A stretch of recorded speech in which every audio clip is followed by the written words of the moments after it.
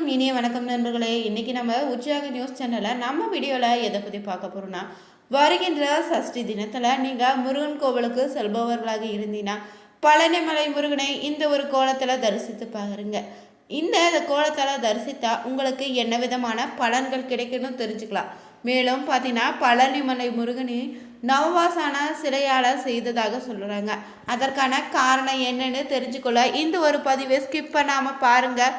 மேலும் நீங்கள் புதியவராக இருந்தீங்கன்னா மறக்காமல் நம்ம சேனலை சப்ஸ்கிரைப் பண்ணிவிட்டு கூடவே இருக்க பெல் பட்டனை கிளிக் பண்ணிக்கோங்க. நீங்கள் தனிப்பட்ட முறையில் ஜாதகம் பார்ப்பதாக இருந்தாலும் சரிங்க, ஜாதகத்தில் ஒரு தெளிவான பதிவையும் பரிகாரத்தையும் பெற்றுக்கொள்ள நீங்கள் வீடியோவில் டிஸ்கிரிப்ஷனில் கொடுத்துருக்க நம்பருக்கு நீங்கள் மறக்காமல் கால் பண்ணி தெரிஞ்சுக்கோங்க. வாங்க நண்பர்களே, வீடியோக்குள்ளே போகலாம். முருகப்பெருமானுக்குன்னு பார்த்தீங்கன்னா எத்தனையோ கோவில்கள் இருந்தாலுமே ரொம்பவே சிறப்பான கோவில் தாங்க இந்த பழனிமலை. தமிழ் கடவுள்னு சொல்லக்கூடிய இவரைக்கான கேரளாவில் இருந்து மட்டும் பார்த்தீங்கன்னா உலகில் பல பகுதிகளில் இருந்தும் ஏராளமான பக்தர்கள் பழனி மலைக்கு வந்து தரிசித்து தான் செல்கிறாங்க. முருகப்பெருமானை நீங்கள் இங்கே மட்டும்தாங்க அடிக்கோணத்தில் காண முடியும். இது இந்த முருகனுக்கு நவகிரகங்களுக்கு அடக்கம் என்பதால் இங்கு நீங்கள் வழிபட்டால் உங்களுக்கு இருக்கக்கூடிய அனைத்து விதமான நவகிரக தோஷங்களும் நீங்கிடுங்க. மேலும் பார்த்தீங்கன்னா இந்த ஒரு மலையில் சித்தர்கள் பலரும் வாழும் மலையாகவும் குழந்தை வடிவில் முருகன் பெருமான் பார்த்தீங்கன்னா காட்சி தரக்கூடிய இடமாகவும் சொல்லப்படுதுங்க. பல்வேறு அதிசயங்களும் பார்த்தீங்கன்னா இந்த பழனி மலையில் இன்றும் நடைபெற்று கொண்டே இருக்குதுங்க. அதிசயங்கள் நிறைந்த மலைன்னு அருணகிரிநாதரும் தன்னுடைய பாடலில் இந்த ஒரு கோவிலில் புகழ்ந்து பாடியிருக்கார். வாழ்க்கையை மாற்ற நினைத்தீங்கன்னா பழனிமலை ஆண்டவரை கொங்கு நாட்டு வியாபாரிகள் பலருக்கும் பார்த்தீங்கன்னா முதலாளியாகவுமே பங்குதாராகவும் இருந்து வர்றாராம். மேலும் முருகப்பெருமானுடைய அறுபடை வீடுகளை மூன்றாம் படை வீடுன்னு நம்ம சொல்லக்கூடிய பழனியில் தண்டாயுதமனை கோவில் அமைஞ்சிருக்கு. இங்கே தினமும் பார்த்தீங்கன்னா ஆயிரக்கணக்கான பக்தர்கள் வந்து வழிபட்டு செல்கிறாங்க. பழனி முருகன் கோவில் பற்றி பலருக்கும் தெரியாத சில சுவாரஸ்ய பதிவுகளை தொடர்ந்து நம்ம தெரிஞ்சுக்க போகிறோங்க.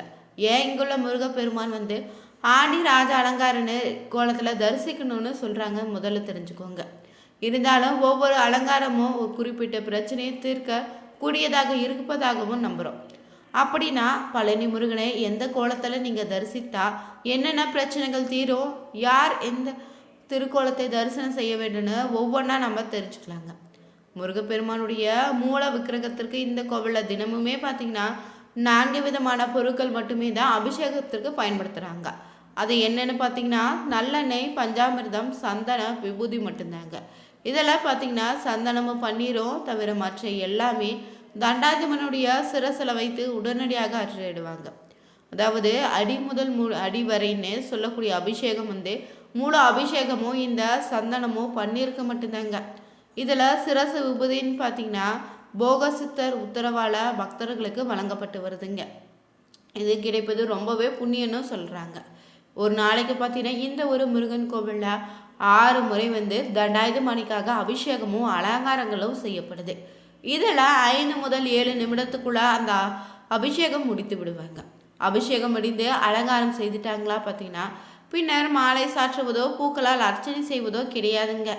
இரவில் மட்டும் இந்த முருகனுடைய மார்பில் வட்ட வடிவில் சந்தன காப்பு சாத்தப்படுது. விக்கிரகத்தில் முருகப்பெருமானின் புருவங்களுக்கிடையே ஒரு பொட்டு அளவுக்கு சந்தனம் வைக்கப்படுது. முன்னர் காலத்தில் பார்த்தீங்கன்னா இந்த சந்தன காப்பை வந்து உடல் முழுவதும் சாத்தி கொண்டிருந்தாங்க. பின்னால் தான் இந்த ஒரு முறையில் மாற்றம் ஏற்பட்டிருக்குதுங்க. தண்டாயுதமனுடைய விக்கிரகம் பார்த்தீங்கன்னா நவபாசனத்தால் செய்யப்பட்டதால் எப்போதுமே ரொம்ப சூடாக இருந்திருக்கு. இதனால் இரவு முழுவதுமே பார்த்தீங்கன்னா அந்த விக்கிரகத்திலிருந்து நீர் வெளிப்படுங்க.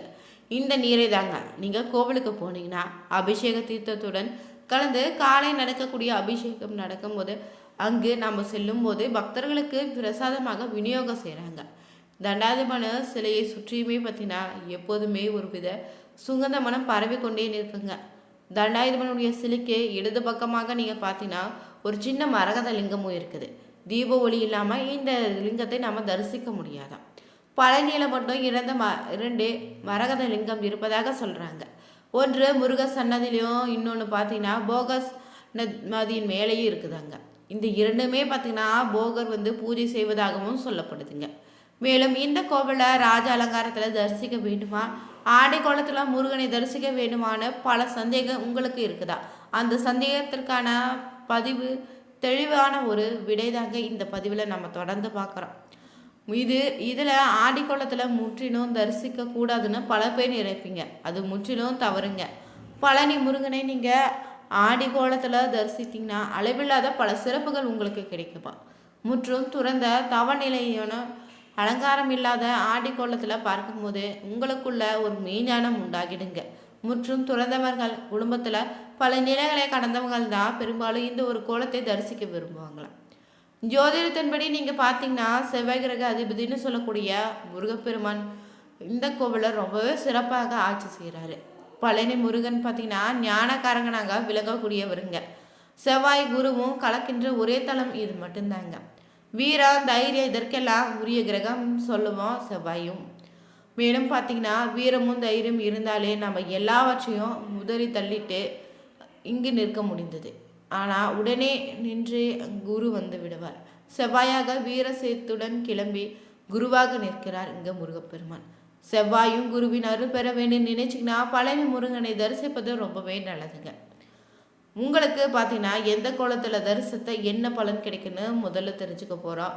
வழக்குகள் நடக்குதா, உங்களுக்கு தீராத நோயெல்லாம் தவித்து வரீங்களா, பிரச்சனைகளாக இருக்கக்கூடியவங்க அலங்காரம் இல்லாத ஆண்டி முருகனை வழங்குவது ரொம்பவே நல்லது.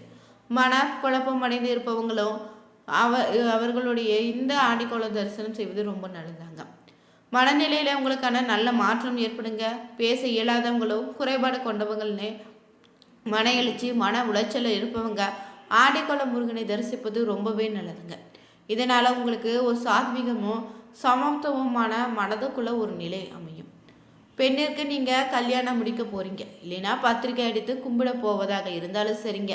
வீடு விற்பது, வாங்குவது, கட்டுவது, கட்டிய பின் கிரக பிரவேசம் செய்வது போன்ற சுப காரியங்களுக்கு நீங்கள் ராஜ அலங்கார கோலத்தில் முருகனை தரிசித்தீங்கன்னா ரொம்பவே நல்லதுங்க. நம்மால் சரி செய்யக்கூடிய விஷயங்களுக்கு ராஜ அலங்காரத்தையும் சரி செய்ய முடியாதுன்னு நினைக்கக்கூடிய விஷயங்களுக்கு ஆடிக்கோள முருகனை தரிசித்து வருவது சிறப்பான பலன்களை ஏற்படுத்தி தருங்க. முருகன் கோவிலில் இருக்கக்கூடிய சிலை பார்த்தீங்கன்னா நவபாசன்னு சொல்லக்கூடிய 9 வகையான பொருட்கள் மட்டும் இல்லைங்க, 4000க்கு அதிகமான மூலிகைகளால் செய்யப்பட்டதாக சொல்லப்படுது. இவை பொதுவாகவே நவாசனம் சொல்கிறோம். தெய்வ உக்கிரத்தின் பெயரின் போக சித்தர் இந்த ஒரு நவபாஷண சிலையை செய்ததாகவும் சொல்லப்படுது. இந்த சிலையை செய்வதற்காக போகர் எடுத்துக்கொண்ட கால அளவு பார்த்தீங்கன்னா 9 ஆண்டுகளாமா. இந்த சிலையை செய்ய பயன்படுத்தப்பட்டு 9 வகையான பாஷான பொருட்களும் பார்த்தீங்கன்னா 9 வகையான இயற்பியல் வேதிய தன்மைகளை கொண்டதாகவும் இருப்பதாக சொல்கிறாங்க. பழனி முருகன் சிலையில் சேர்க்கப்பட்டுள்ள இந்த 9 வகை பொருட்களும் பார்த்தீங்கன்னா ஒவ்வொரு கிரகத்துடன் தொடர்பு கொண்டு இருக்குதுங்க. ஒவ்வொரு பொருளும் பார்த்தீங்கன்னா ஒவ்வொரு கிரகத்தோடு தொடர்பு கொண்டு இருப்பதால் நீங்கள் பழனி முருகனை தரிசிப்பது நவகிரக தோஷங்கள் இருந்து விடுபட உதவியாக இருக்குங்க. பழனி தண்டாயுதபாணி சிலைக்கு ஒரு நாளைக்கு 6 முறை அபிஷேகம் நடத்தப்படுவது நமக்கு தெரிந்ததுதான். மேலும் இந்த ஒரு கோவிலில் பார்த்தீங்கன்னா சிலை முழுவதும் வேர்வை துளிகள் காணப்படும். உஷ்ணத்தால் முருகனின் சிலை மீது வேர்த்த நீர் அபிஷேக நீருடன் கலக்கப்பட்டு காலை நேரத்தில் தான் அங்கு இருப்பவங்களுக்கு தீர்த்த பிரசாதமாக வழங்கப்படுது. முருகனின் சிலையில் வேர்த்த நீர் கலந்த தீர்த்தம் தாங்க முருகனுடைய திருமார்பில் இரவில் சாத்தப்படக்கூடிய சந்தனமும் அனைத்து விதமான நோய்களையும் தீர்க்கக்கூடிய மருந்தாக அமைந்திருக்கு. விஷன்னு சொல்லக்கூடிய பொருட்களால் செய்யப்பட்ட சிலை மீது இரவில் வைக்கக்கூடிய பொருள் காலையில் மருந்தாக மாறுவது இந்த பழனிமலை முருகன் கோவிலில் மட்டும்தாங்க. பழனிமலை முருகனை தொடர்ந்து வழிபட்டு வந்த உங்கள் வாழ்க்கையில் இருக்கக்கூடிய அனைத்து விதமான பிரச்சனைகளும் விலகிடுங்க. மூலவராக வீற்றிருக்கக்கூடிய தண்டாயுதபாணி சுவாமியின் சிலை பார்த்தீங்கன்னா நவபாஷனால தான் ஆனதுங்க. போகரின் சித்தரால் உருவாக்கப்பட்டதுன்னு சொல்லப்படுது. ஆனால் இந்த நவபாஷண சிலை பார்த்தீங்கன்னா உருவாகிய கிட்டத்தட்ட 2500 ஆண்டுகள் முன் உருவாக்கப்பட்ட ஒரு சிலைனும் இன்று வரையுமே பார்த்தீங்கன்னா மருத்துவ குணம் மாறாமல் இருப்பது இந்த பழனிமலை முருகன் சிலை மட்டும்தாங்க. வழிபடுவதற்கு ரொம்பவே சிறப்பான நாள் தான் செவ்வாய்க்கிழமை. நீங்கள் செவ்வாய்க்கிழமை முருக கோவிலுக்கு சென்று வெற்றிலையில் 6 அகல் விளக்கு வைத்து தீபம் ஏற்றி வழிபடுவது உங்கள் வாழ்க்கையில் இருக்கக்கூடிய அனைத்து விதமான பிரச்சனைக்கும் தீர்வாக அமைங்க. நீங்கள் என்ன நினைக்கிறீங்களோ அது கண்டிப்பாக பார்த்தீங்கன்னா இந்த முருகப்பெருமான் உங்களுக்கு நிறைவேற்றி தருவார். மேலும் பார்த்தீங்கன்னா சஷ்டி, கிருத்திகை, தைப்பூசம், விசாகம் போன்ற நாட்களில் நீங்கள் முருகப்பெருமானை வழிபடுவது சிறப்பான பலன்களை ஏற்படுத்தி தரும். நீங்கள் காலையில் எழுந்தவுடன் குளித்துட்டு முருகன் படத்திற்கு முன்னாடி விளக்கேற்றி வைத்து தொடர்ந்து 48 நாட்கள் விரதம் இருந்து வர உங்களுடைய கோரிக்கை நிச்சயம் நிறைவேறுங்க. வீடியோ உங்களுக்கு பிடிச்சிருந்தா லைக் பண்ணுங்க, ஷேர் பண்ணுங்க, கமெண்ட் பண்ணுங்க. மறக்காம நம்ம சேனலை சப்ஸ்கிரைப் பண்ணிக்கோங்க. அனைவருக்கும் நன்றி நண்பர்களே.